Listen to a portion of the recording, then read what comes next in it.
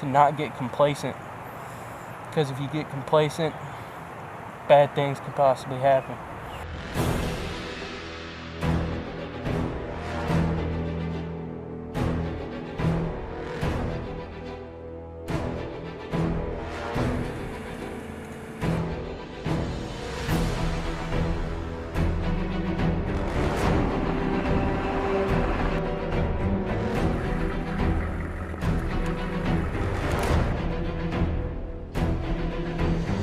This is the first opportunity for a lot of soldiers here at Lightning Forge to get into a field exercise and also to utilize scout tactics.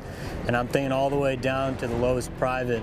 We've got 3 new privates. This is their first mission in the Army, and we hope that this is a great opportunity for them to get out, complete the mission, work with the scouts, and be part of 214.